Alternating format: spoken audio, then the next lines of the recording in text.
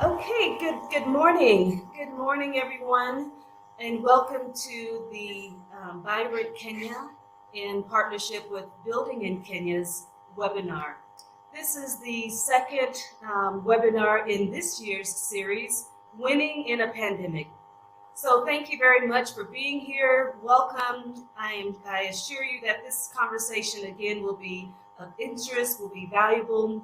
And the fact that you're here says that you're looking for that which would make a difference in yourself, your performance as a real estate professional. And so my name is Robyn Emerson. I am the co-author of Building in Kenya, and my co-author is Emma Miloyo. And we are very thankful and for the opportunity to participate in these webinars with Vibrant Kenya. So today's topic, we're looking at repurposing. What is this, the repurposing of real estate during a pandemic? There's a lot going on in a lot of fluctuation, changes. How are we being adaptive? How are we thinking about the real estate spaces and their uses, their repurposing? And today we have a great panel with us that will be looking at this and sharing their various perspectives on this topic. So let me go ahead and introduce the panel. And so we have with us Zahiba, Mawji, apologies for that, Zahiba. Please correct me if I'm saying that wrong. And Zahiba is with Pam Golding. And Zahiba is a property manager. She does property management with Pam Golding's property in the Kileleshwa area, Kilimani, Lavington, Hurlingham, and various other areas around Nairobi. Zahiba is passionate about real estate, and she has a wide experience in the property management, and she will be sharing with us her perspectives in this discussion. And we also have with us Prit Shah.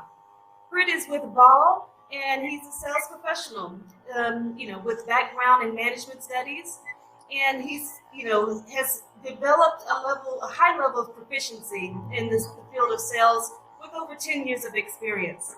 And so we are happy to have him here with us as head of sales, the sales division of Vaal, and we know that he has great insights and from the perspective that Vaal has, and so we're excited and looking forward to having his input with us today.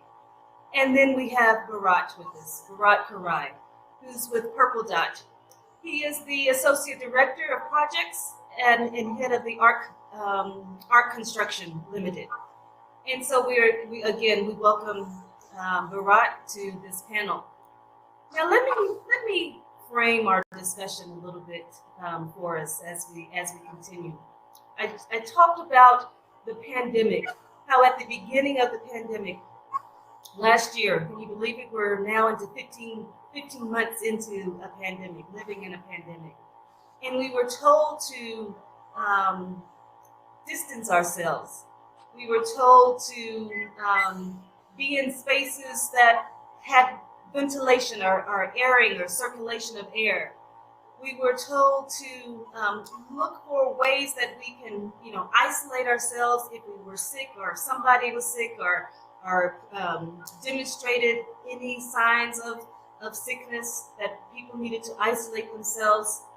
And immediately what that translated to was everyone working from, people that had the capacity to going and working from their homes, which left many properties, many commercial spaces, and even many retail spaces emptied, less traffic, less usage, and even some people could say less need for.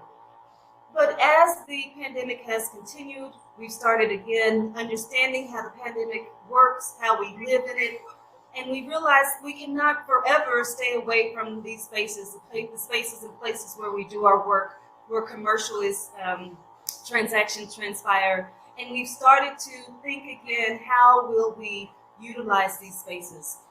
And so we're here to talk about what does that look like over the year? How are we repurposing our spaces in this new normal? How are we being adaptive for the reuse and the future of real estate, right? How are we being adaptive for that? And many developers, many investors, even according to an article in the Business Daily on the last Friday, where it talked about property developers freezing fresh investments on low gains and low occupancy. So if you will, if I can, where they talked about a growing number of property developers have frozen investments in the construction and the residential houses and in commercial spaces, and they struggle with low occupancy rates and low returns. And Britain has said in their annual report that in the last few years, the performance of commercial and residential housing in Kenya has negatively impacted by the excess of supply and depressed demand. And that this impact has been low occupancy, low rental yields, and consequently reevaluation on their depression profitability. And so they said they put a halt on investing in property development and are turning their focus to property management services. Okay, so I just wanted to have that in the background of our discussion. But panelists, let me start with one question for each of you. Okay, one question. Share an example with us of an adaptation, a repurposing of property that you've worked on, that you heard about, that you're familiar with, that wowed you, that was like, oh my, I would have never thought that could have been used in that way. So I'd love to hear from each of you. So I'm going to start with Zahiba. Zahiba, what's an example you can share of an inspiring repurposing project? Thank you so much, Robyn. Thank you for the introduction. And WIRE in Kenya, building in Kenya, this is such a great platform where insights are shared to the market. So to answer your question, I feel like you said, there is a focus on property management. And this is a huge focus. I felt that throughout the industry, property management has been looked at as sort of like an afterthought. But now more and more, investors and property developers are looking at how to strengthen their property market management strategies to try and deliver to their customers. So whether it's in residential or in commercial or in retail, it's about growing that experience and keeping up with the trends. So one of the projects that we manage is a residential property. And what we did was we found that a lot of the residents in the property started working from home. Until just about a month ago, schools were also closed. And so a lot of the children were within the facility. So we started thinking about what can we do to reactivate the recreation and try to deliver a property that is going to serve not as just a home that you're living in, but a facility where one can enjoy spending their time in.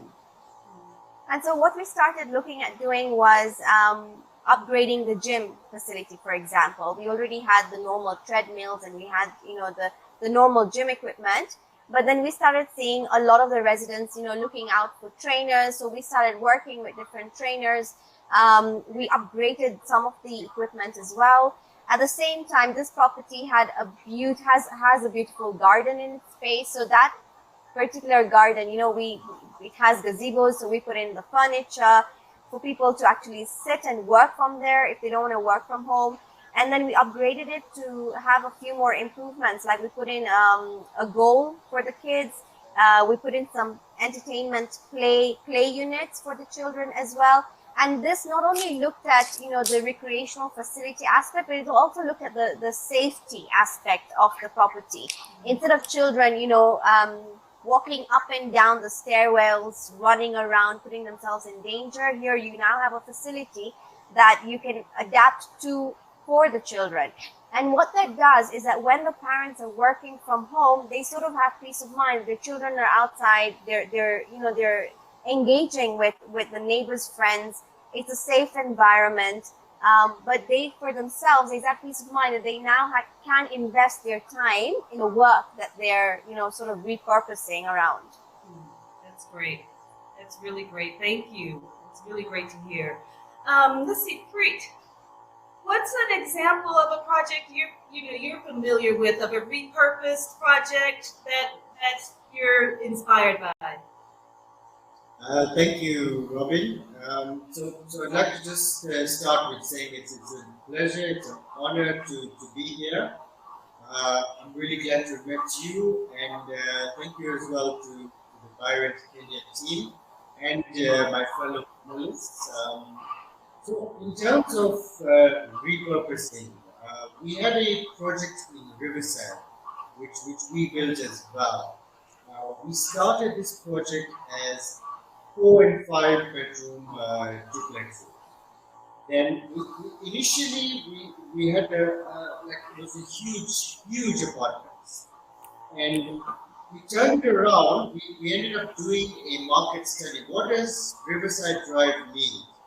And this delayed us by a couple of months, and we actually found out that there was a lack of furnished and serviced apartments, specifically managed by a hotel, which wasn't on this road. And we actually redesigned this entire project. What we learned was that more people actually moving to furnished and serviced concepts rather than hotels. Because for a hotel, for example, you get a single room, whereas a furnished and serviced, you get the bedroom separate from the living room. If you're staying for 4 or more days, you have your own kitchen. Whereas in a hotel, the kind of food kind of gets repeated. So after doing an analysis, we changed it around. We turned it into 1 and 2 bedroom furnished and serviced, quite spacious, about 1,000 square feet for a 1 bedroom. We've done the shell and we are 70% sold. So it was actually a magnificent turnaround. It actually happened through a lot of feasibility study and taking into account what does the road need, what property will actually serve this area particularly the most, and repurposing it into a new concept. So from residential to now kind of mixed, because the furnishing service will have a restaurant, coffee shop, all of that, managed of course by the international hotelier. Who as well, it's almost 12 months worth of negotiations with them. So even that was a long process. So we managed to get all of that underway, and I believe we're building which is a project which will be one of the most successful on this road. Wonderful. Nice to hear about it. And maybe you can share with us the exact location, even both of them. It's nice to see in visual and people to be inspired, and maybe people, if they're in the area, they can go and see them and learn more about the projects that you both shared about. Bharat, what about yourself? What's a repurpose project or a project of adaptation recently that has inspired you, or left you like wow, and rethinking about how spaces can be used? All right. Thanks, Robin. It's great to be here, especially sharing the stage with my fellow colleagues in the industry. So, from my experience, I have a different experience as you rightly called. I work under an computer, which is a limited development company, and I also am an associate director at Apple, which was construction. So, I belong from two industries but related to each other. So basically what just to start with some words that I've worked with after this. So there's two projects that basically we worked on. One of them was three private hotels. So they started initially as apartments rental and to sell. They started people from 2 bedroom, 1 bedroom. And then in the middle they found out that was the time starting to have different incomes for sales and rental pickup. So they again different kind of hotel chains who comes around and do that long stay service apartment where the tenants tend to do about housekeeping and there's a usual role that comes with owning an apartment and leasing an apartment. But you feel that it's a to do your own cooking and live the way you want to live. They have the apartment that I've been involved in is a similar item that we start out as normal apartment rental and hotels, and then because of the habit that the real estate market has been facing for the past 3 to 5 years. So they found an opportunity in furnishing all the apartments and then putting it on Airbnb as both Airbnb. So what that allows is now the possibility of using out the apartments in a month to even a year as a long-term option. So it's given them the possibility to give on that to the developers to get rental income from NGOs or various companies that usually don't have a fixed set of period for them to rent out. So that is not come around the 14% development. So currently we're almost 80-90% occupied. Even though the costs are not doing that well. Closer to home, unfortunately, Bharat, do you have earplugs or something so that we can hear you more clearly? We're getting a fuzz. Sure. Okay, but yeah, if you can put those in, because I'm sure you want to make certain everybody can hear what you have to share.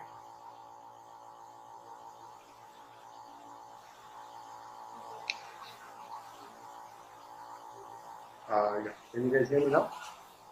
I can. It's still a little bit buzzy, but let's continue, and then in the next one we can try to test your sound. But, sorry, go ahead. That's fine. Okay. Sorry, yeah.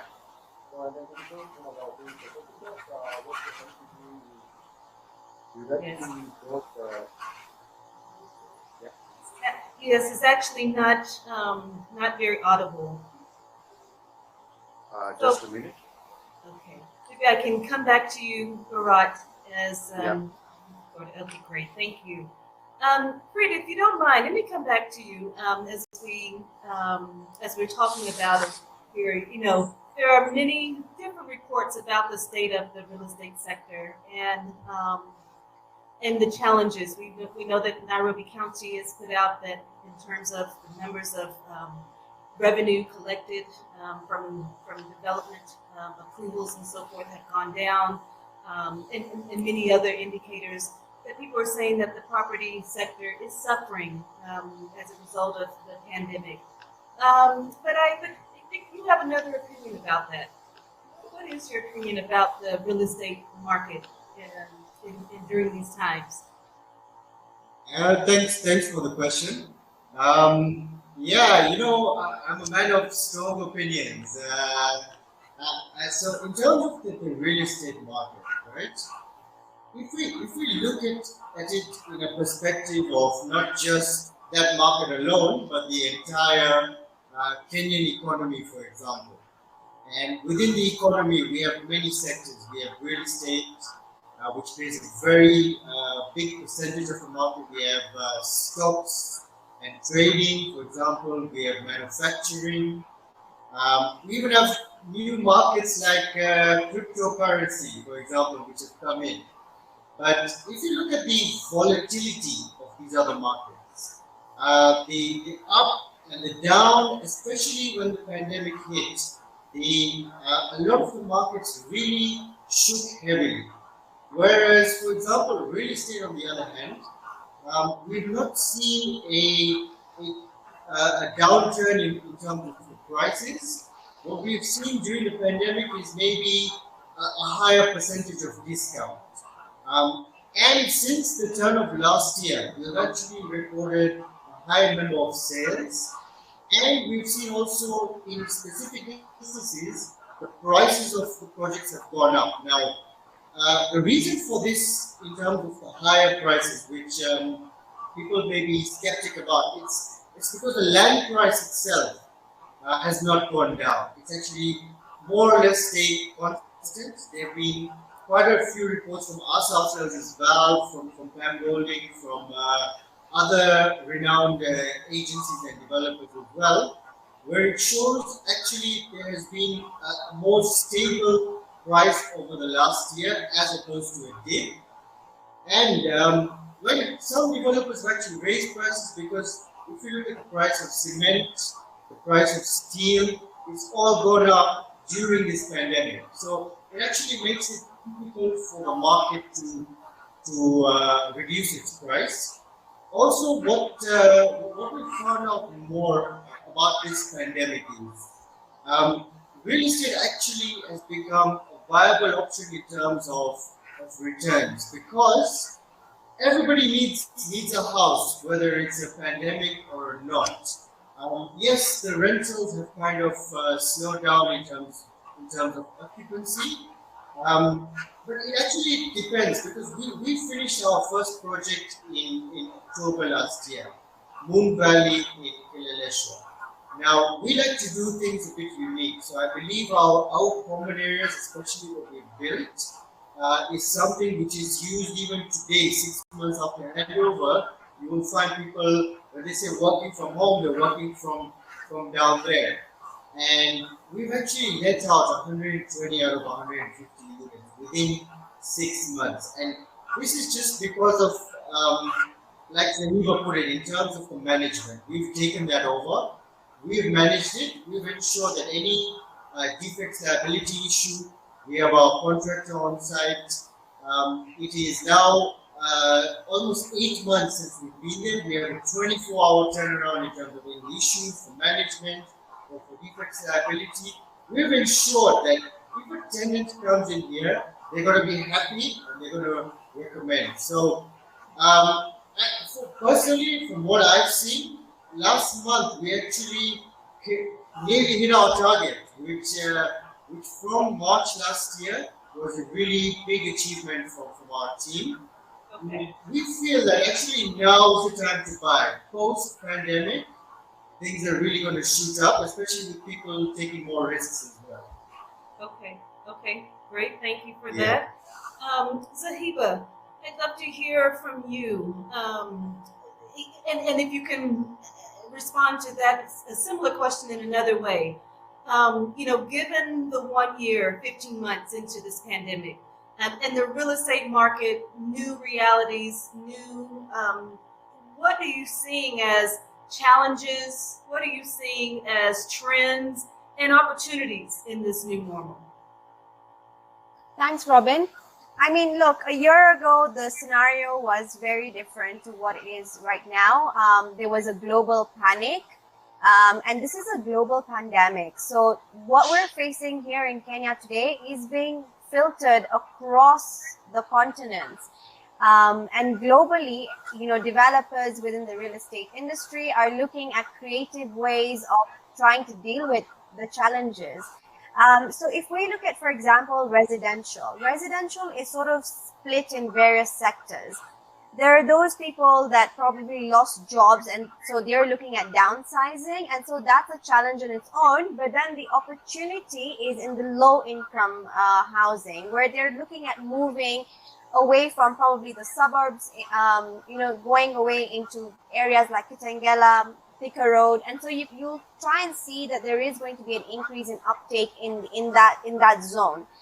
And then we've got another area where we're looking at people working from home, and they are going to probably do this for a much longer period and not go back to the office. So where a person has shifted and they're working from home, they're probably looking at moving to larger spaces, better amenities. They're working around the co-working, cohabitation space, and so the opportunity there would be on now trying to get these people the houses that they're looking for with much more space. And then you've got the group of community that doesn't have their long-term status in Kenya, so they're probably here for a very short-term period. And so what they're probably looking at is housing themselves in like Prit mentioned, in service furnished facilities where they know they're not going to be there for a very long-term period, and it works for them. So I think it's just about understanding what those challenges are in the different sectors and providing the solution for them. I mean, real estate is an essential service. It is a need. Everybody needs a roof over their head. it's working around what the current challenges are and understanding those different, markets. And so what our agents normally do is that they know what's happening in their areas, because every agent within Pam Golding is sort of zoned within a location. And so they know what are the trends in that particular area. If I move on to commercial, for example, commercial saw a dip in occupancy.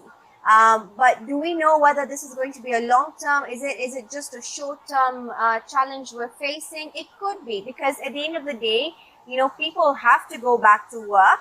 And so, offices, developers, occupiers are probably looking at ways of strategizing how they can make their workspaces more efficient for their staff.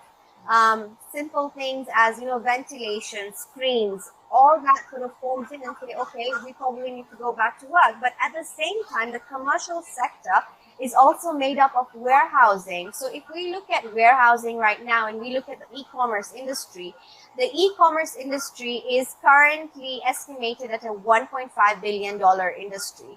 And so everywhere you see there is an online presence. Food can be delivered to you, gadgets can be delivered to you. And so what we're seeing, the trend right now, is that there's an opportunity within the warehousing facility, because these are businesses that need to grow, and these are businesses that are going to stay for a very long time. E-commerce is the trend, and it's going to stay. So we're seeing that increase. And so there is a challenge on one end, but on the other, there's opportunity for housing industrial occupiers. And then we go to hospitality. I mean, like Prit has mentioned, the hospitality sector faced an unprecedented challenge, but the local tourism is growing. And so when you look at, your Airbnb spaces, you're looking at short-term travels within the local tourism, you can see a growth in that space, And then we have working on stringent health and safety procedures to try and make sure that whichever occupier is in whichever development, they're getting the service that they require, especially from a health and safety perspective. If I move on to, for example, the retail, essential services like your supermarkets, they're still moving on with business. But now it's a matter of how the non-essential services are going to adapt themselves to provide better experiences. Yes, most of us are at home working, but there's that element of, I still want to go out, and I want to go out to the restaurant, I want to go out to the shopping centers, because it creates a familiarity. And so it's now up to the retail stores to come up with, better tactics to work with the current situations. It could be as simple as, how is a fashion outlet working around its changing facilities? Is there a better way of allowing the customers to come into the mall, to your shop, but a better way of, say, engaging with technology and an amalgamation of that technology? Can somebody try out their clothes without actually touching their clothes? And it's just about that technology. Technology is a big thing, and it's here to stay. Okay, great. Thank you. Thank you very much for bringing in the different aspects of our sector and the different repurposing. It's not only in the commercial spaces, it's not only in our residential.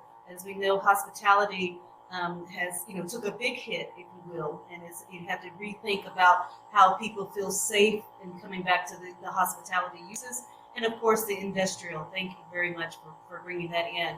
Bharat, if you will, coming from the construction and developer point of view of this, are developers pivoting fast enough in their thinking about their spaces?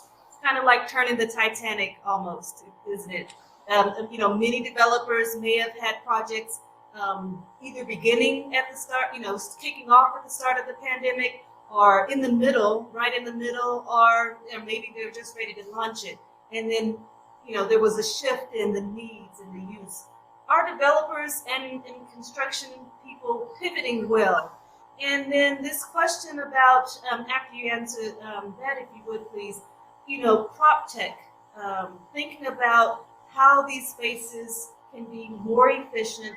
Is it necessary to have so many personnel actually physically working on projects?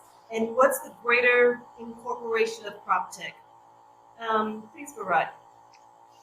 All right. Thanks, Robyn. I hope you can hear me now clearly. It's clearer. Thank you. Yeah. All right. Thanks. So apologies for that blackout. But I think just to answer to your question in terms of technology's role in real estate as well as in construction. So as it's not just a phenomenon that is restricted to the Kenyan market or the African market.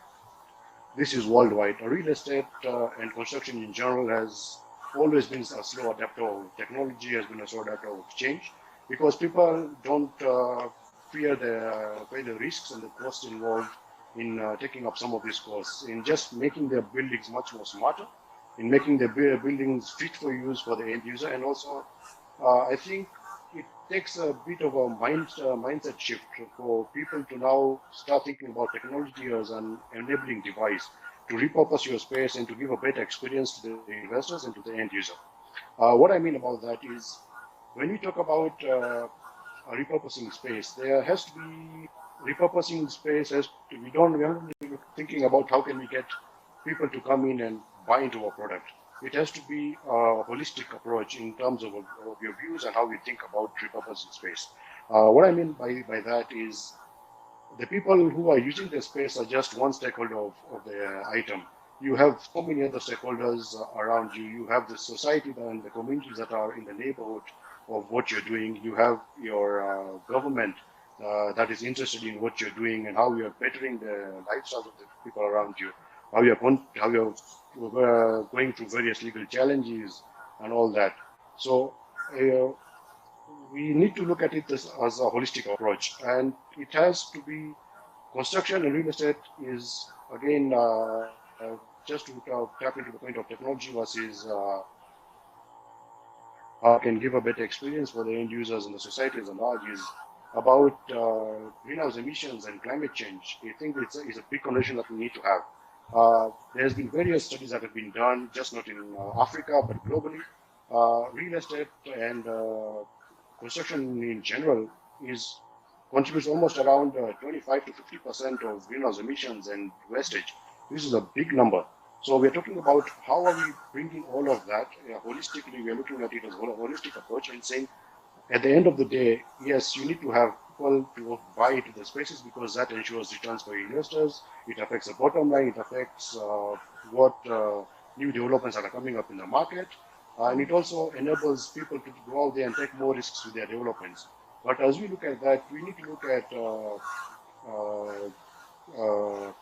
getting a holistic approach in the sense that we are not just looking at the cost involved in going or getting the technologies into these spaces, but how that technology then helps the end user make the property to be much more efficient in terms of running their place and also in terms of maintenance costs, because these are factors that developers don't really consider going forward, because the capex of redeveloping a space or putting up a residential tower or a commercial tower is so huge that the cost that are then incurred by the end user when they're running the property is often overlooked, because then they will say, okay, I'll just need to pass this as a service charge to the tenant or to the buyer of the space. It's not my baby to take care of. But then I think it then turns when people are much more savvy. If I have got a project right now, people have become much more aware, have become much more intelligent in terms of what they are looking at and what they are buying, because the Kenyan real estate industry has grown to quite an advanced stage. We are not building some buildings. We are building in the 1990s and 2000s. I think in terms of people are looking generally into the comfort of the space. What are the amenities that are being provided? How comfortable is the environment? Where should I put up a building of this nature? And also the government agencies have become a bit more strict in terms of what they are allowing you to build into a certain space. So you have height restrictions, zoning restrictions. So I think there is a variety of challenges that need to come in and that needs to be looked at both from a construction point of view, but as well as from a developer's point of view. When they're doing their finances, the return on investments, their various ratios, and from a financial standpoint, that yes, is this viable for us? It is viable for us, but also at a great extent that we have this space. What are we doing with this space? Yes, it is giving us an X amount of return, but what is the long-term effect of this space? What is the running costs of this space? So I think investors and end users of the space has become much more intelligent in terms of saying, yes, I'm buying this building, I'm getting it an X amount of money. I'll buy this building, which is maybe 10% more expensive to me, but at the end of the day, it's now giving me a better return when I look at the long-term costs. And I think that is something that that needs to be taught or needs to be learned by the real estate industry, and we also need to look at how we're able to reduce costs going forward. Because yes, because of the global pandemic, there have been shortages of materials, there have been increases in steel prices, cement, sand, everything else has been increased from 10 to 40%. But then also that then gives us a ability to look inwards and reflect that I think then now maybe it's now time to change on how we do things, how we build our developments, how do we look at an existing space, and how do we repurpose it in an intelligent way. Is there a need for bringing down the entire building and building it up from scratch? No, there is not. Can we? It's a 3-bedroom apartment. Can we subsection it and to do it, make it into studios, 1 bedroom, then shared 2 bedrooms? How do we go about for these things? And I think this is a phenomenon that has been happening all around the globe. When you look at more developed markets, like for example the US and UK, Europe, all of that, because most of those items, they've had their manufacturing, the industrialization revolution a long time ago than what we currently have. So we've had like old steel mills, old buildings that were generally used for industrial age, have now been repurposed into high-end residential buildings without losing the charm of the olden age buildings. And I think a lot of investors, a lot of buyers see a lot of value in that. And so basically you've reduced your climate damage by demolishing a new building, putting up an entire new structure. We've also looked at the land cost in that, because most of these areas are highly developed. So there is a restriction of land. What can we do with this X amount of land? How can we get the best amount or the best return on investment on this X amount of parcel that we have of land?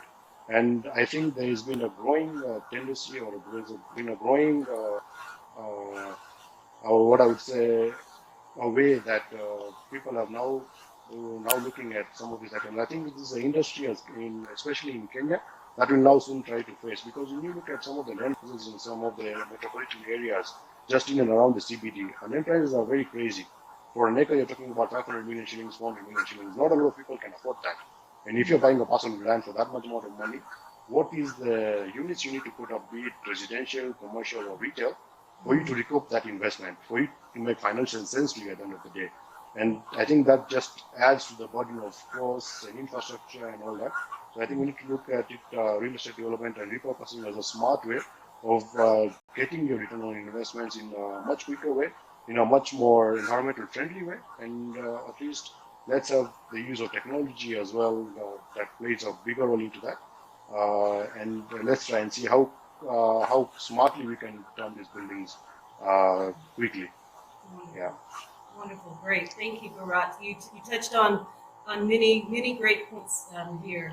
You know, this repurposing, if you will, and even this adaptation that we're talking about, it cannot be done, if you will, without regulatory changes. And so a lot of this does call for either it's a change of user, either it's zoning changes. How can this change what I'm currently using this property for, and I want to use it for another use? It calls for the government's involvement in that, and we know that that can be problematic in several ways. Their own inefficiencies in operating, the ease of doing business at that level, the amount of time that takes, zoning inefficiencies that are one thing that's on paper, and what's on the ground that's actually there in terms of zoning availability. So I think that this repurposing we kind of, it's a pull for all of these regulatory bodies to actually lead, if you will, for the repurposing, for them to actually create a ground for repurposing to be done in a wholesale manner across all the different counties. And then, as you talked about, this environmentally friendly way, I think repurposing is it's a breath of fresh air. That it's actually right now is that time for us to think about the repurposing in ways that are more sustainable, ways that properties are more, comprehensively utilized, ways that we have new amenities, ways that they are more efficient as buildings. We have that opportunity to now either go back or even put that in. Prit, I wanted to get a sense from you. What are you seeing from people that are long-term property owners, if you will? And I'm seeing this quite often, just in terms of people that have apartments or apartment blocks, and will find some of the apartments in there are commercial. And how is that being accepted in terms of I bought my apartment. I thought I was going to be living in a serene place, and then next door to me, I find somebody's running a nail salon, and their their smells are now commingling with my curry, if you will. What are people thinking about? What is this repurposing? And then developers are having to think about and have new allowances in order so that they can keep that occupancy. What's the challenge, if you will, with the low occupancy and the new allowances, and what might we see as problematic about that? Okay, so it's actually been quite of a challenge, especially. I mean, we as Vaal, we finished our first project October last year. In terms of the commercial aspect, a lot of businesses have opted, because of the online way of doing business, the need for smaller space, especially in terms of commercial, they've now opted to move into residential blocks, right? This is more so which has happened over the last year or so. Personally, for me as in Vaal, right, we actually believe that if we are going to change the user and allow commercial, it should only be for the benefit of the entire population within that building. It is difficult to control this, especially but you have to have a strong foundation in terms of management. So, for example, we don't allow any commercial use. What we did alternatively was we realized that actually a lot of people coming in wanted to start this kind of thing. So, we have a ground floor space in Moon Valley. We were actually going to put some apartments there, but we decided to turn a bit of it into a coffee shop, a bit of it into a small office where you could actually do the nail salon, or you could have a mini market just for the residences. And we believe those are going to be taken up quite swiftly because we've just finalized on those changes. So this is how we have adapted in terms of getting this kind of commercial mix into the residential, and this only happened within basically post of the pandemic beginning. It is becoming more and more of an issue in residential developments to have commercial going by. What I can say is more developers and management companies are adapting to this. What they're allowing now would be more professional offices where there is less in and out. Although we do see a lot of tenants, they even come in, sign residential, and the next thing you know, you have a commercial coming and they're starting their own small business. We can look at this in two ways. One is that kind, which we don't really entertain as much. There is another kind of business which is formed up in the pandemic, and it is actually kind of repurposing our market. So, for example, we've had people come in they rent out a unit, let's say it's 55,000 or one bedroom, then they will put it on Airbnb. This is the tenant themselves. And the tenant will then get 90,000 over Airbnb, renting it daily or weekly. And this is actually a new business which has actually come up. It is a commercial business. We actually saw this coming up around November last year. What we have done as well now to counter, with Airbnb you have a lot of in and out. And when you want to make a really high-end property, you need to control the number of people or who it is that's coming in your property. So we've added like fingerprint systems to ensure that if you're coming into the property, even if it's Airbnb, we know who you are, and as long as you're not coming to do anything negative, it's okay. So looking at that in terms of the commercial aspect, that has really worked very well.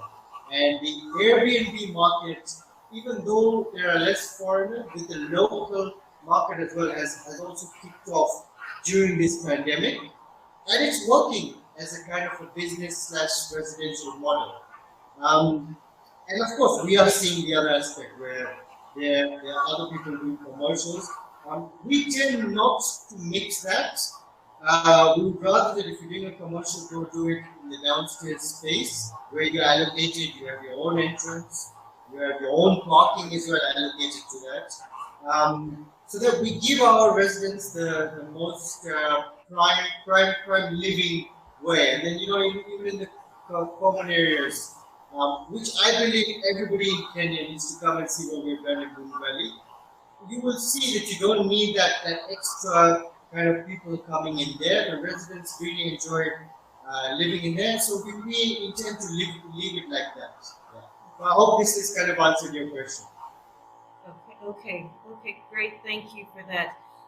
Zahiba, as we can hear the new the dynamics about our sector, if you will, and what it takes to have all of these different thoughts and considerations about our business and conducting our business, and now advising property owners and developers on how can they have their return for their investments be as high as possible. What would you say, Zahiba, are there new skills that real estate professionals need to have? Are there new tactics, new strategies that people need to be thinking about in this new normal of our sector? What would you advise? So, look, the real estate industry is made up of various departments. You can see the changing laws that are currently occurring. You've got the new lands website. Even with the Airbnb, I read an article where the government is looking at regularizing the Airbnb sector as well. And so if you look at all these aspects, they all require new sort of thought, looking at what has been happening, what is not working, and what should be the way forward. As simple as looking at negotiations, today, if you look at rentals, the prices are adjusting. Sales, depending on the different locations, some areas have maintained their sales prices, others have dropped them. And so how is a real estate professional going to then negotiate between the buyer and the seller and be the focal point to say, okay, you want this space, you want to sell it, what is the best way to go around it? It could be something as simple as, even negotiating commercial leases. You have, in Kenya, we need to have a 5-year, 3-month lease period. In your lease, you can't have short-term rentals according to the law. But how can you work around this to say that, okay, initially when a tenant is coming in, he's taking the risk of starting off that business. And on the other hand, the landlord needs to have that empathy in him to say, okay, yes, I understand you're coming in. So how can we work this deal out such that it's a win-win situation for both parties? Just the question that you asked prior to this regarding the mixing up of commercial within a residential development. Even there, the laws are pretty straightforward. If you're residing in a residential property, the purpose of that lease is for residential use. You cannot use it for a commercial use. Now, you know, having that in mind, it's not just now the legal aspect that you're looking at, but you're also trying to consider safety and hygiene and all these aspects that come in as challenges when you have an external business running within a residential development. And so if this person is coming in and saying, okay, look, I want to pay 50,000 shillings rent in your development, I want to do a salon, there are commercial properties that will provide for that value. And what that also does is that, you know, one has to look at the security aspect. This is a residential development. Security is one of the key aspects we looked into. So you don't want people moving in and out. And with the COVID pandemic as well, you know, one needs to consider all the factors that need to play a part in this. So again, you know, one has to look at it in terms of how is that negotiation going? Is it just a commercial negotiation? Is there anything else? Understanding the market. What is it that the market requires? What is your landowner, your developer, what is yields at the end of the day? It's all about creating that investment value. And what we've seen is that, you know, with the right kind of facilities management on board, one needs to look at where is your investment return, because at the end of the day, it's a money game. You know, you're building something, you have to have a return on it. You might not get the return expected right now, but this is a long-term, real estate is a long-term game. And so when you're looking at, okay, how am I going to make sure that I'm going to get my returns on my investment? Then you start thinking about all the creative ways. It could be adjusting your prices to meet the market. And this adjustment is always happening. It could either be downward or it could be upward. That's where the creativity comes in, and that's where the professional advice comes in from the real estate agents. And then we've got things like facilities management. You're not just taking care of the cleanliness and the security of the property. Number one, you're making sure that it's looking fabulous from the minute that you walk in. What that does in return is that anyone wanting to buy or anyone wanting to rent gets attracted to it. But at the same time, the empathy towards the people living there, working there, it doesn't matter whether it's commercial or it's residential, whichever occupier is there needs to feel that their money is worth that spend. So at the end of the day, the real estate professional is always looking at how am I going to create value for my stakeholders. And that stakeholder could be the guard, you know, who is serving there, or it could be your board member who's requesting for a report, or it could be the guy who's buying, the person who wants to sell. I mean, all this is your community. So what are we doing for our community? How are we engaging with our community? What problems is our community facing? And what can we do about it? Great. Really, really great. Thank you, Zahiba. Bharat, want to ask you, the reality is that for a period there, the tenants, either they were struggling to pay their rents or finish making their payments on a purchase. What are you finding? How are developers, property owners? What's been the leniency, or what has been the contractual,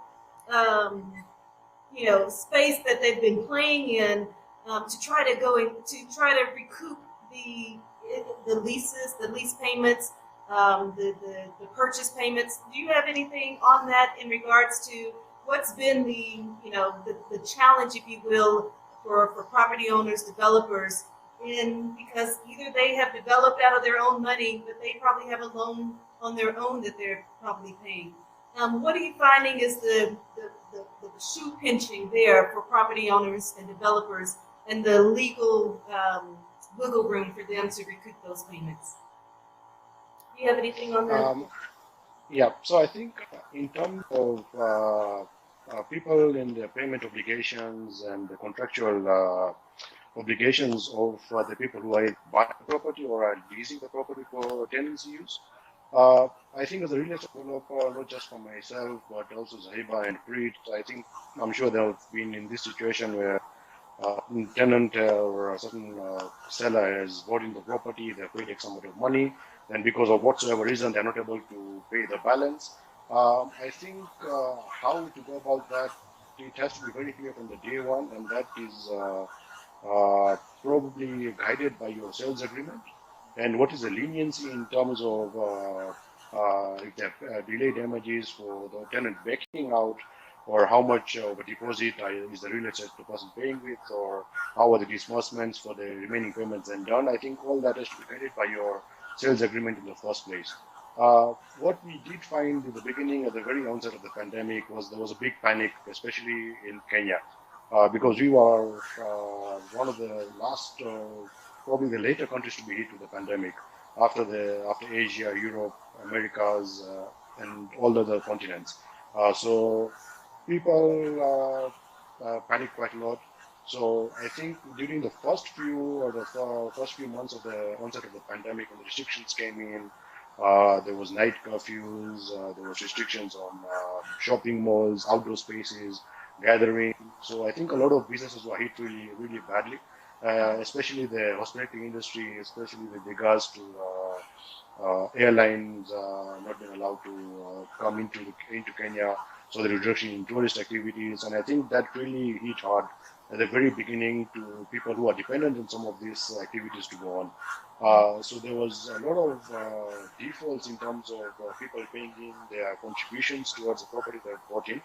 So basically, what we then did at the very onset was we understand what the situation is, because the real estate developer, you're also in the same boat. You have suppliers to pay. If you're not making payments from your investors, then you're not meeting your obligations to your other suppliers as well. And I think it was just a matter of coming together as an industry and saying, yes, these are the challenges, and then as a board or as a director of the company, what are the next steps? Are we giving leniency in terms of payment terms? Do we then defer payments for some things and then renegotiate our contracts or payment and suppliers based on those? So I think it's a very interesting time early on. But then now what we found is as the economy has opened up, flights have resumed from several parts of the world. Tourists, as they are steadily coming in, there is still obviously the uncertainty of things might get closed down any minute depending on the waves and the surges of COVID cases, so there's still a bit of hesitancy. But there's been a lot of demand push, especially in terms of domestic tourism. And I think that has kind of helped push the tourism industry open up bit by bit.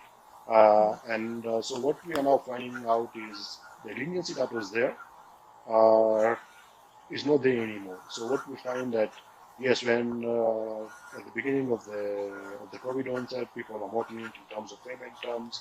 They were able to then move the debts to a bit of plus or minus in terms of payment periods. We were giving our investors some opportunity as well. I think then what we need to also be careful as an industry is people taking undue advantage of the COVID situation. So there is a point that we have to draw a line and say that okay, this is what we've given you in terms of our leniency, but we cannot extend any further than this. If you are not able to pay, then we are able to take the unit back, whatever the directions are as per your sales agreements. This will be it, and then we will give you back any excess money that you have in this many installments or in this many payment terms.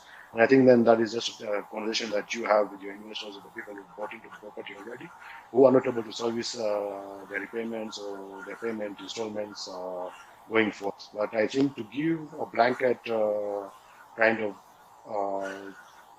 what we say a fail safe in the sense that okay, there's a COVID where you can pay us when you want, but I think then again that's not smart business.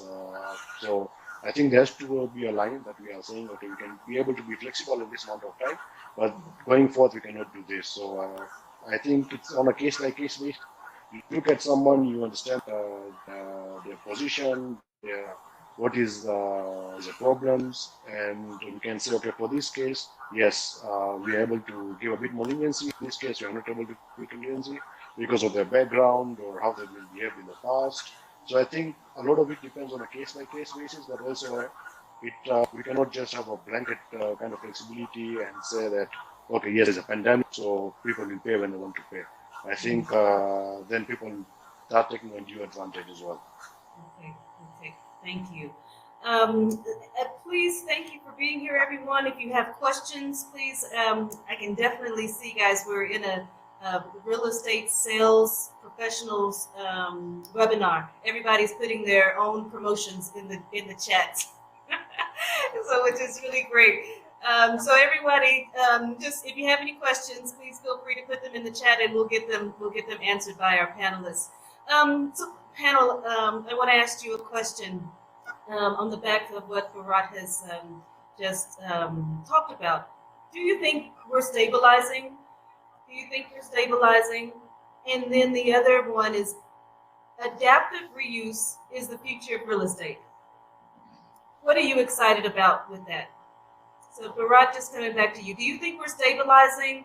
Like you said, we're 15 months into it. People have kind of figured out their new business model, perhaps, if you will, inside of this. People have maybe done the renegotiations of terms. Do you think we're stabilizing? And then what excites you about this new future of real estate here? I think just to answer your first question in terms of restabilizing, there's been a greater sense of stability to the real estate and the construction industry in general, I think, over the past 6 to 8 months. Obviously, when it first hit, I think last year in around March, April, when we had the first cases, there was suddenly a lot of panic in the market, but I think people have now gotten used to it, they've been informed, they are more knowledgeable about the virus, what to do, what not to do. And I think taking on from that, the gradual reopening of the economy as well has kind of calmed a bit of nerves. So yes, there's been a lot of stability that has come into the market, I think, in the past 6 to 8 months, in my opinion. In terms of the excitement that we have about going forth, I think that looking at it in the kind of scenario of every cloud has a silver lining, what COVID has now done is pushed developers and the industry in general to think in a smarter way, to think in a new way, and and that is that is very exciting to me. For a person who's been in this space for the past decade or so. Because generally, as I mentioned in my previous point as well, that the industry, be it real estate or construction, has been a very slow adapter of technology, has been a very slow adapter of change. Because people have been comfortable in what they've been doing because they were getting the returns. The Kenyan economy was in a boom in the mid 2000s, and so there was a kind of reluctancy or a kind of hesitancy to adopt new ways of doing things, new ways of readapting space, and just giving products to market that they feel people will buy. Now, what people have done is they've taken a step back and say, "No, guys, hold on, this cannot continue." So people have been spending a lot more into research and development. People have been spending a lot more into gathering as much data as they can and using that data to make informed decisions in terms of what are they able to provide to the market. And just to back onto that point is the development that we are currently doing, which is Purple Tower and Mombasa Road. So currently that space was done in the late 1990s, early 1990s. And at that time, the real estate market in Nairobi was, so it was a showroom at the front, and then it was a large empty space, kind of a yard for servicing of the motor vehicles and all that. And currently, in the current real estate market, to repurpose that space as is, it becomes a bit difficult. So then we look at it a case by case basis. Okay, we cannot reuse the building or the space as is. What can we do? So the only option is now how do we smartly demolish the space and make use of the land use or the land ratio to give the people of the community or the surrounding area what they are lacking. So when you look at Mombasa Road all the way from the Bumela Road roundabout all the way to Samir Park and beyond past the airport, there is no good quality grade A premium office spaces along that space. And I think that being a major industrial zone, there's a lot of freight companies are along that area, there's a lot of industries are along that area. who are now lacking space to expand, and land has become very expensive in those places. So for you to buy a land for 200, 300 million shillings and you're putting up a two-story building, it doesn't make financial sense. So what we found is, are we able to provide all this catchment area? Are we able to provide something that is a very international grade A quality office space with smart building features, which is not harmful to the environment. So it's been built to green standards and certification with very low pricing, so that early investors are able to buy in and then reap the rewards of capital gains and appreciation going forth, not just appreciation in terms of renting out the space to potential tenants and getting rental yield, but also if I bought a space for around 8,000 or 10,000 shillings a square feet at this moment, and then maybe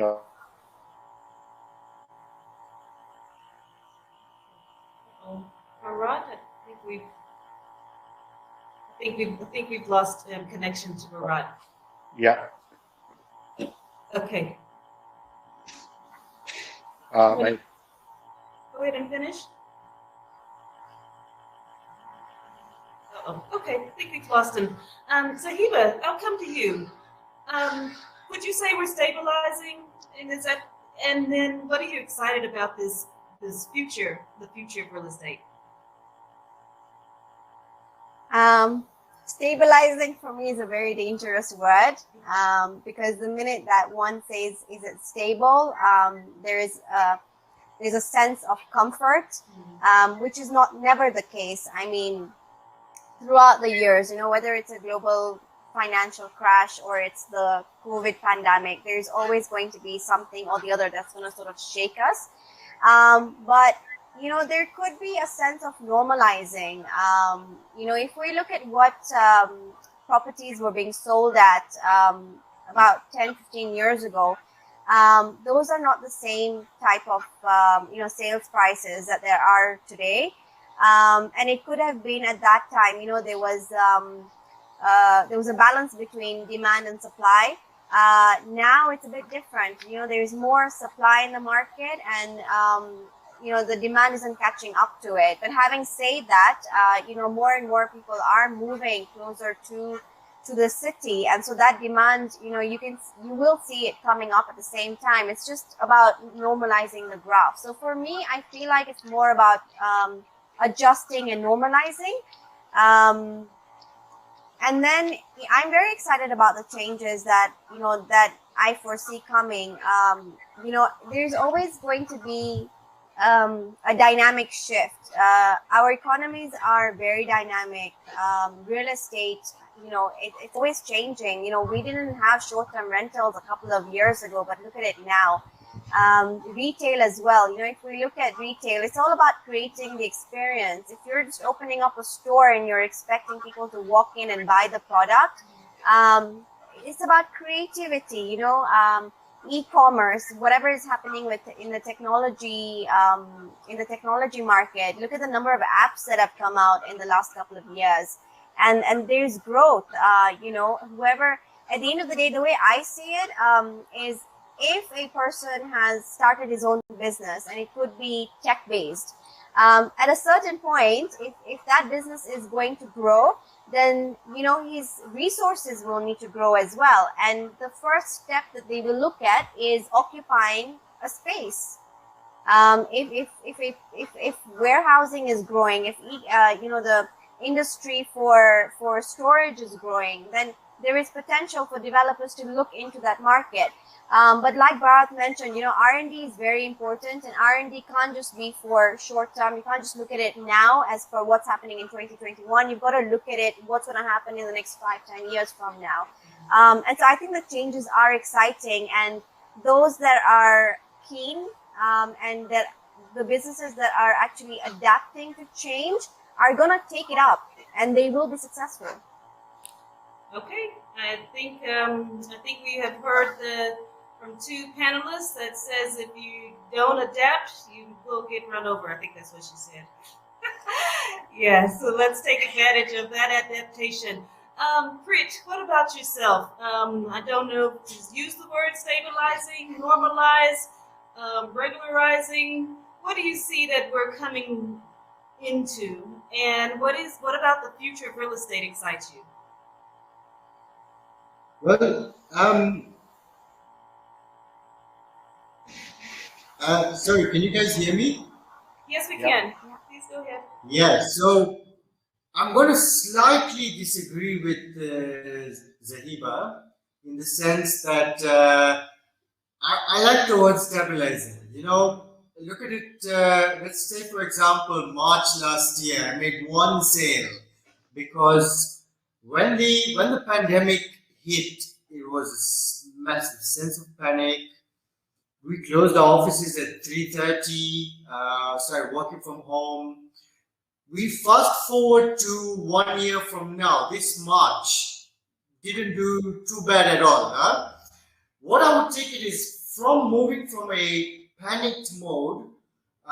This is new to us. It's COVID. You know, if I come out of the house, I'm going to get it. As opposed to this year where we're now learned to live with the pandemic.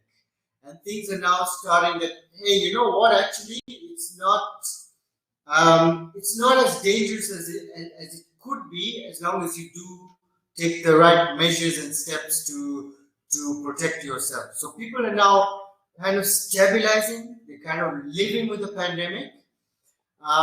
So I feel that in a sense, we have reached a small level of comfort in terms of the real estate market.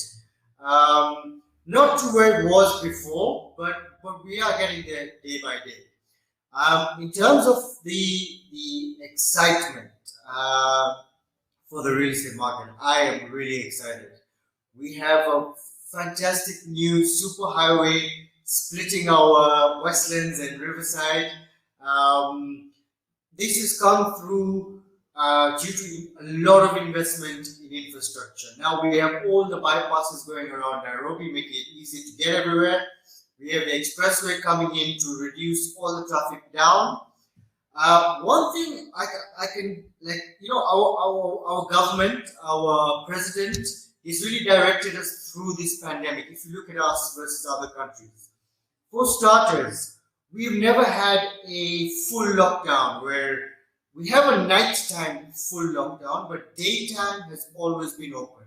Business has always been flowing. So we haven't really regressed to the point where, you know, for example, our neighbors, Uganda, for example, right now even, they're having a huge lockdown. But that means that business completely comes to a standstill.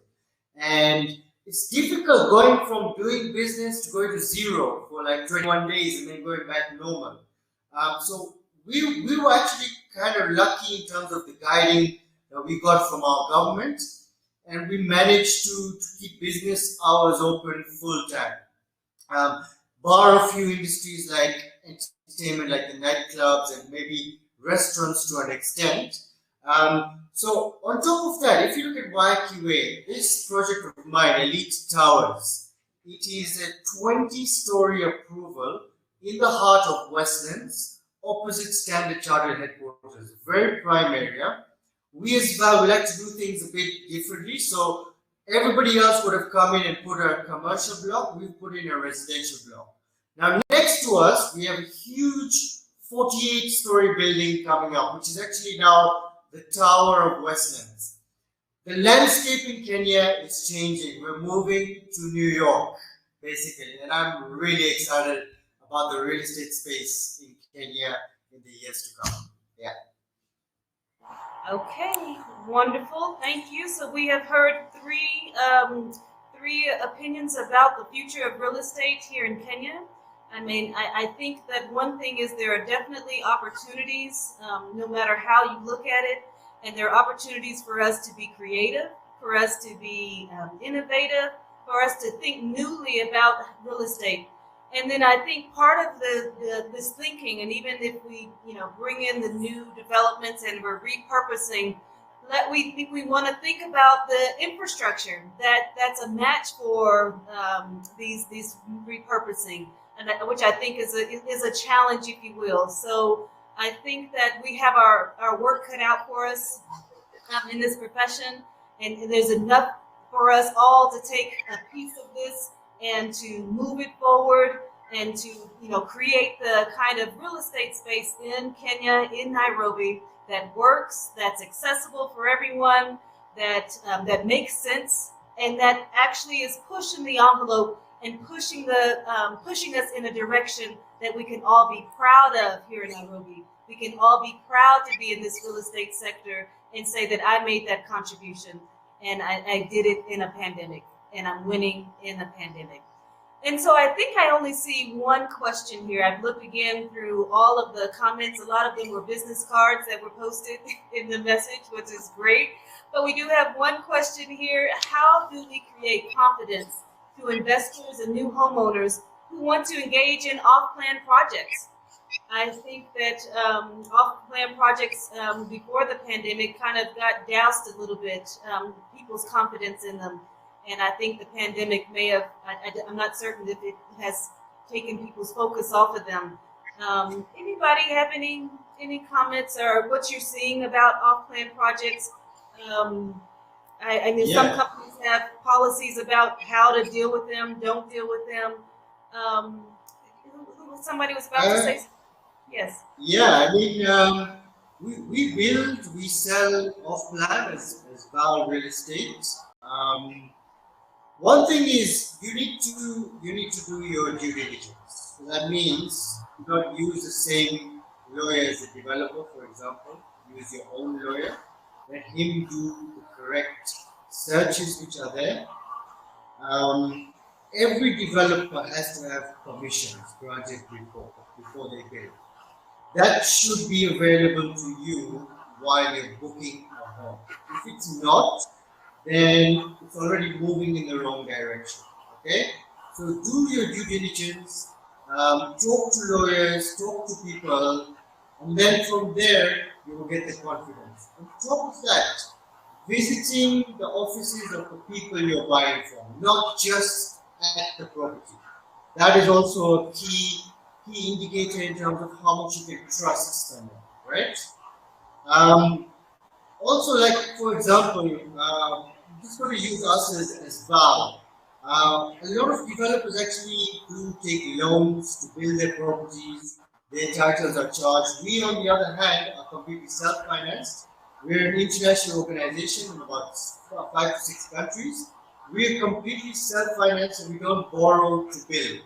So that means that nobody can come and put pressure on us or stop us from building because everything is ours. So just small factors like that can make a huge difference. So for example, like we have a plan A, plan B, and a plan C when it comes to financing a project. Just to make it sure that we have backups to build everything, and even if we don't sell everything, we're still able to complete the project. So I would advise everyone, don't just make sure you stick to a trusted developer, somebody who is got a track record. Also, hire your own lawyer, do comprehensive due diligence. Don't be afraid to ask for documents. Ask for everything because to some people, this is their life savings, right? If they lose it, they're like starting from zero again. And we have had a lot of cases last year where people are now stuck. So do your due diligence and meet the people who are selling to you, not just at the property. Come to the offices, gather your trust. Make sure you build your own trust in them. Do your research as well. Yeah, that's my take on it. Okay. Anyone else? I think, just to add on to what Prit has said, the trust, I think, for real estate developers, generally for people buying it off plan, has been relatively low in this country. And that is attributable to a lot of companies who've been in this industry for a very long time and they have gone bust, they've gone bankrupt, people have lost a lot of money in them. And we are not talking about small time developers, we are talking about big players in the market. And so as a result of that, what we generally now find in the market is people who are willing to buy places or buy homes or offices off plan, no matter how good their offering prices are, is very low. The uptake is very low. So you only have people who you've done repeat businesses with, or they have good recommendations from, who will give you the confidence to buy into this off plan area. So maybe you've done a development in a particular area, 2 or 3, and that have been really successful, and people are looking to buy into that particular area, so they have that track record, and maybe they will be able to buy. But if somebody is somebody very new to to you as a company, brand new client that is coming in, I think what we are experienced till that is, until one of the things, until you don't have a show house ready for people to see what is the quality of the finishes that you're giving them, what is the quality of the industry you're going to give them in the space, colors, and the entire works, people are generally hesitant to put in their money. Even if you tell them that once the shows will be done, the prices will increase by X amount of money, to them it doesn't matter, because they are willing to pay that extra 500,000 or 1,000,000 shillings for them to have that confidence into them that, yes, I'm buying into this property and this is what I'm getting. Because we've also had a lot of developers, they've promised good things. Their trees look very amazing, like you're in some high-end resort or a five-star hotel. And then when it comes to the actual unit or the actual piece that the end user is taking the keys to, is very substandard. So I think there's because of those factors, the confidence in people buying off-plan is very, very minimal. And I think, in just adding to what Prit said, is doing your due diligence, looking at the track record of the suppliers, checking whether the land is booked under by the bank, or is it by the developer themselves before they start the project.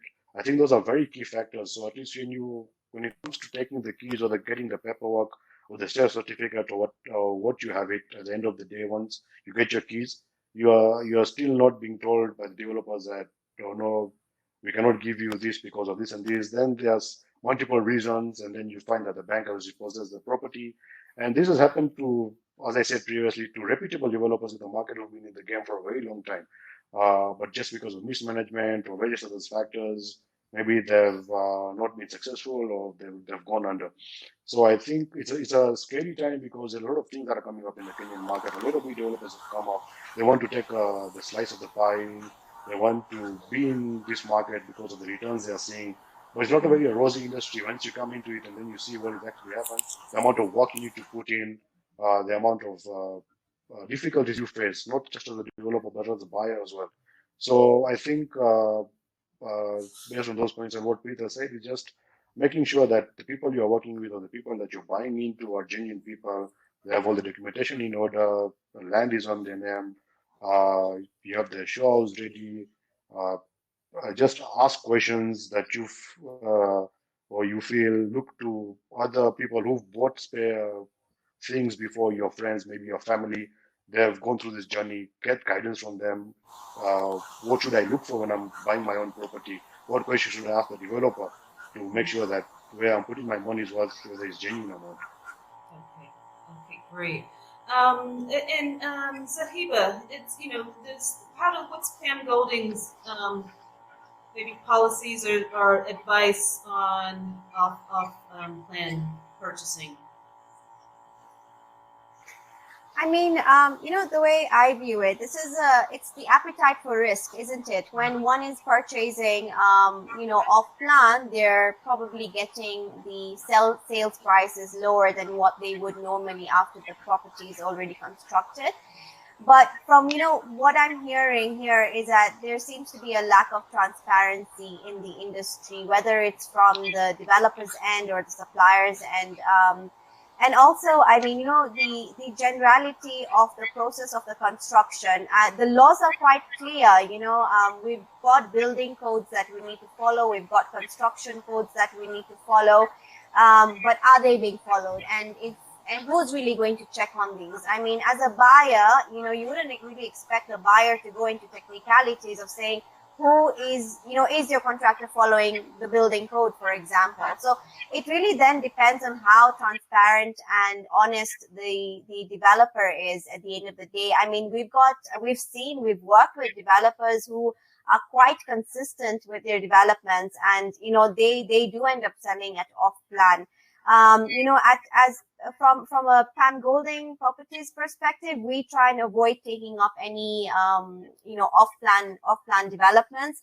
We'd rather look at those from a selling or a rental point of view once the development is complete. But I believe it's just about the transparency at the end of the day. Okay, great, thank you. So we do have two questions that have come in, and then and I want to have us respond to these questions kind of as our closing remarks, if you will. At the end of the day, we do what we do. We as developers and building and developing and bringing products to the market, we do that with an end goal of them being taken up, if you will, buyers, tenants, people occupying that. And right now we say that there's an oversupply. I worked with one developer that sticks out for me. It was right before, right at the edge when I could see that we were going down on prices, and they were starting to be, that return was not going to be as high as people romanticized about before. But the developer was stuck on, I have to get this much return. What can we see as the advice or the way forward, if you will, for developers so that we can achieve our objective, still get a reasonable return on our investment, bring up products to the market, either if it's adapted or repurposed, and we are all able to move on to a next project, build up our portfolios, build up our expertise, transform the real estate space. And so I just want you to respond to that. And then somebody's asking about, regulations. Are there, do we need more regulations? Do we have enough regulations? Are they being followed or not followed? And so if I can ask you to answer either of those questions and also add any closing remarks that you may have. So I'm going to do another round, and again, starting with Bharat, please. Okay, I think just to answer the issue of the regulations, I think within the construction industry there has been already set of guidelines in terms of documentation that you need to go through for you to get approvals before you can even go and put a tractor on your to do any kind of demolitions or earthworks or anything else. So that documentation I think is very important in terms of following the necessitated, the structured ways of going through approval process, submitting your drawings to council, having them approved, getting the NEMA approvals, and then getting the NCA approvals done for your project. And then the necessary construction works can then begin. So I think for any development that you're going to or buying into, at least I think one of the things that we need to look at as a developer or the contractor or the developer has chosen is, has he gone through all that process? Does he have the relevant paperwork before he started any constructions? Is this project at a risk of closing down midway? I think in addition to that, there's also been projects that have been done along rivers or piece of land. I think we also need to have a look at in terms of does the project or the developer have necessary WAMA approvals for them to be building, or have the setbacks been adhered to as per WAMA guidelines? Is the land that the project is built on, does it belong to the government, Kenya Railways?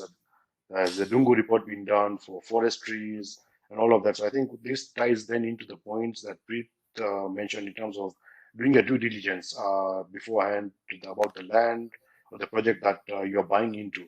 And there are necessary guidelines. All these have been clearly been set out as per the various ministries or organizations that are in charge of getting the approvals. I think what there is a lack of information or understanding that these things are required by developers, and as investors who are first-time investors who are buying they are buying their first home, for example. I think people are not aware that you need to follow all this paperwork, and the developer needs to have the ABCs in place before they're even able to begin any construction on site. So I think it's just a matter of informing the general public about the necessary transactions. What do you need to do from the minute that you have a thought in the mind that, yes, I need to buy a house. I've chosen, let's say I want to buy a house in Purple Dot. What do I need to make sure that my investment with Purple Dot is safe? Does the developer have this? Does he have this? Is his offices genuine? Is the developer genuine? Is the construction is doing, is it genuine? So I think in terms of regulations, we do have laid down regulations or guidelines in terms of how the transactions should go through. But I think it's just a matter of education and just getting it out there to the people in the market that you guys need to do this and this, and you need to ask these questions to the developers, the right kind of questions. That said, even though there are regulations, there is necessary paperwork in place.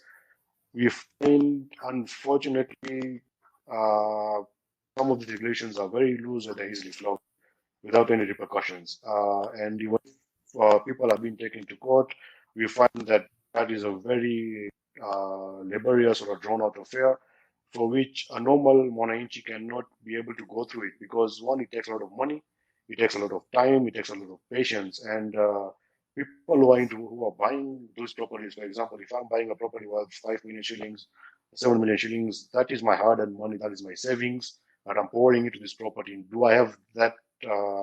First of all, there's whatsoever reason the project has stalled, the developer has gone bankrupt. How do I recoup my money? I need to go through lawyers. I need to go through the necessary court cases, filings, attendance to those hearings. So even what we have is, even though the developer is in fault, we find that the common Monainchi is the one who suffers mostly.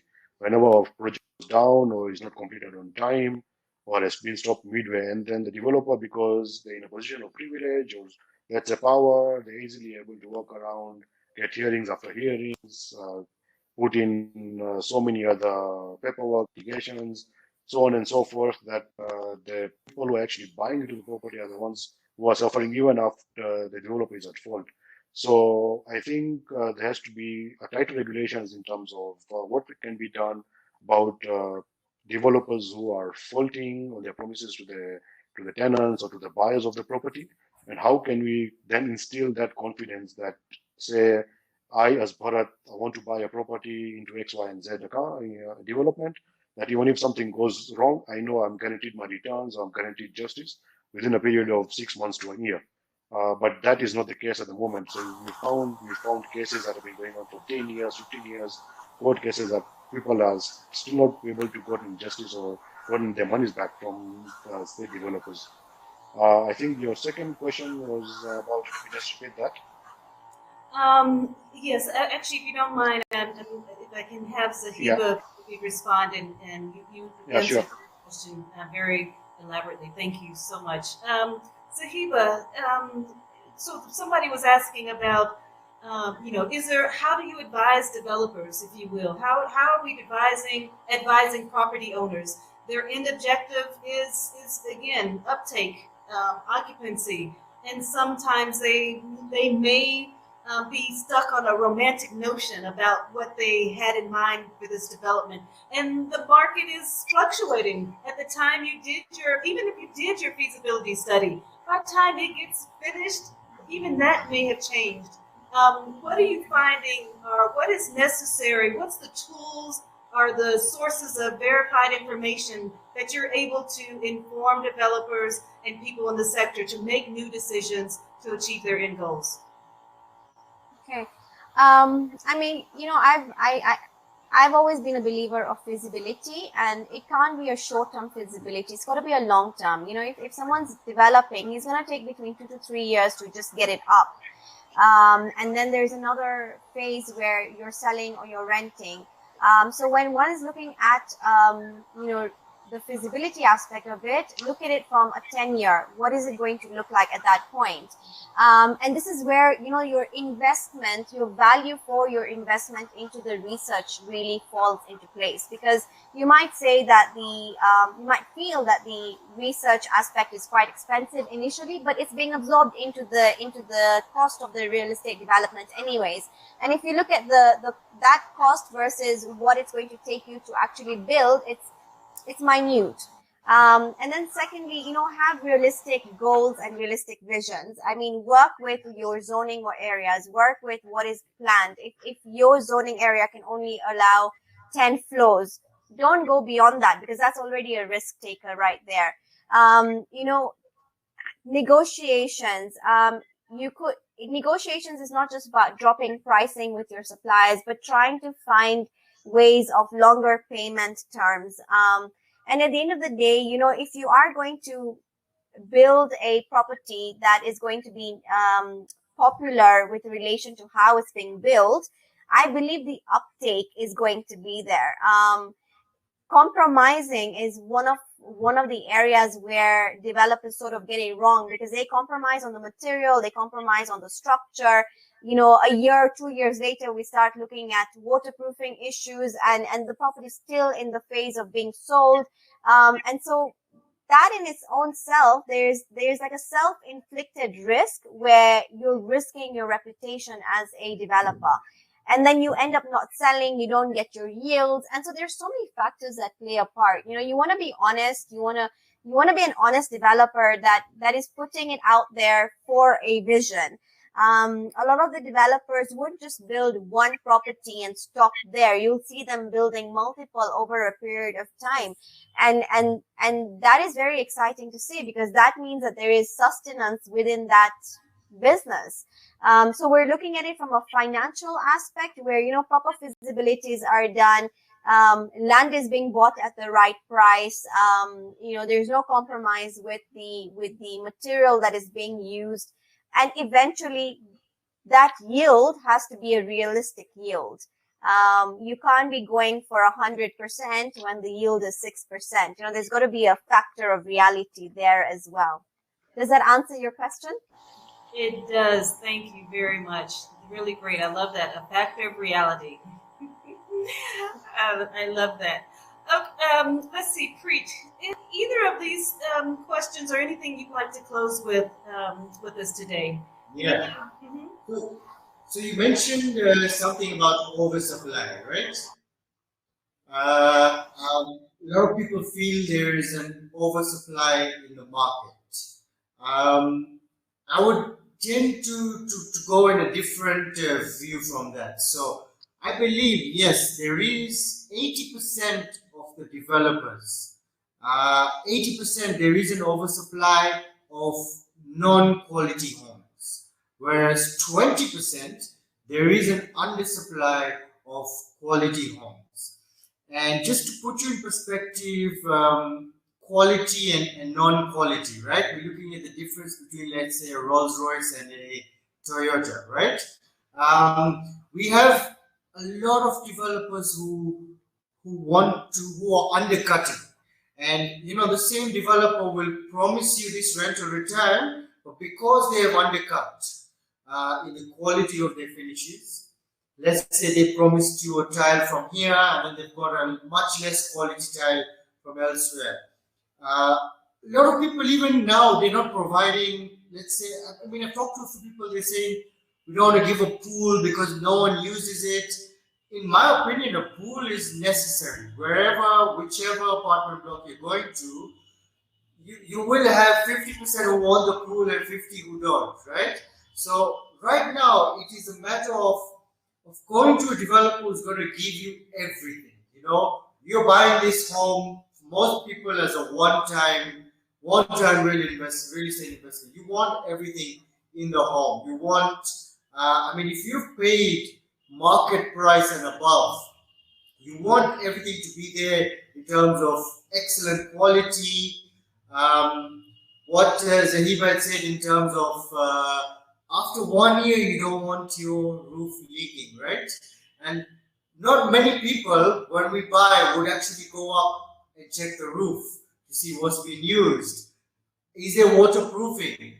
This would come now after they have moved in, after they have taken possession, and this is where a lot of developers actually hit you in this market.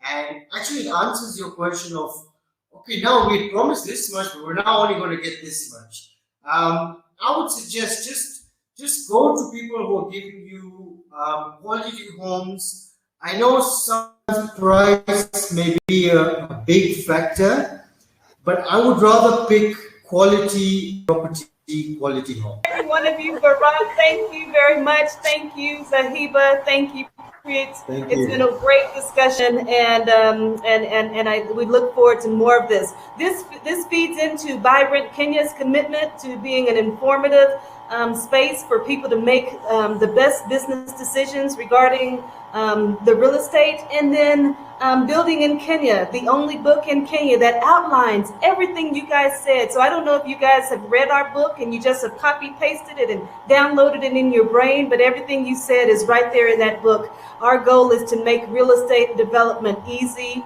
and accessible for everyone, and makes it plain.